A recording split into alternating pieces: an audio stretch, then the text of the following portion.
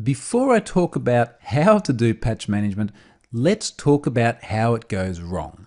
And this is a great example from 2015. And really, what it's illustrating is the need for good patch management.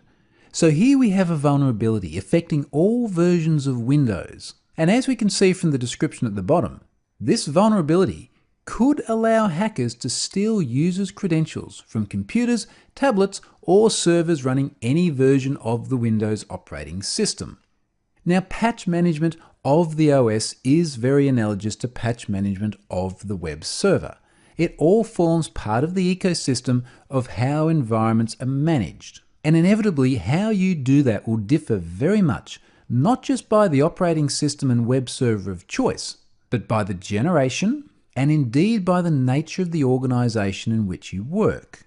Casting our minds back for a moment to the first module, where I talked about cloud, it may not even be the responsibility of the person that owns the web service. So for example, if you're using platform as a service in a cloud provider, the management of patches on that OS and middleware layer, and again, middleware often meaning the web server, all of that remains the responsibility of the cloud provider. And that's just one more reason why I like PaaS so much. But be that as it may, it still has to be done by somebody. It's just a question of whose responsibility it is. So let's go and talk about some good patch management practices. So firstly, having a change control process. There must be a process for managing patches. Now, a process like this might involve a tool like Microsoft's Configuration Manager if you're working in a Windows Server-centric environment. So there are always tools that help manage this process, but certainly there needs to be an agreed upon mechanism. This is not something that you just leave to happen on its own. And again, that goes to the point of having a web server is a little bit like having a child. You do need to continue supporting it. When patches are released, they can be applied on a needs basis. Normally, patches will come out with severity levels. A critical security patch is an immediate need. A language pack may be a low priority.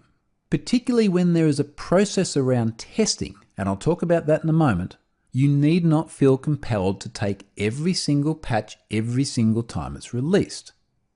Now, on testing, there needs to be a process for that as well.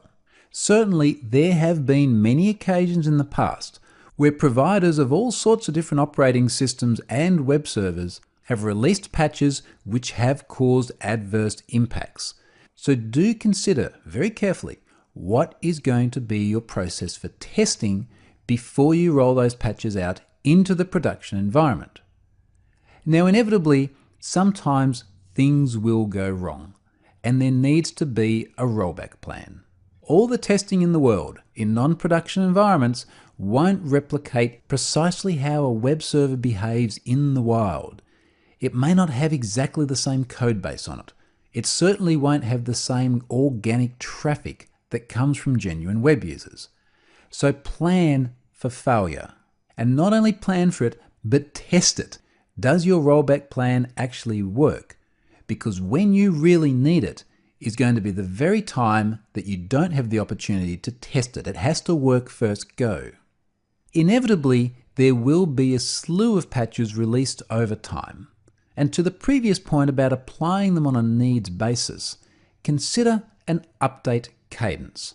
So that is, what is the frequency with which we're going to schedule these updates? You certainly don't want to fall too far behind them, particularly when you get to the point where a critical patch may depend on a prior patch which you might not have installed. So for example, Microsoft typically releases patches on the second Tuesday of each month, or what has otherwise become known as Patch Tuesday. So there's a scheduled cadence of releases. There are still releases outside of that, particularly for critical security patches, and the reasons for that are obvious. And finally, automate the monitoring. You need to have a holistic picture of what is the patch state of the server environment. Particularly in larger organizations that have a greater number of machines, it's very easy for patch state to get out of date. And certainly there are dedicated tools to help with this. Microsoft Operations Manager is a good example.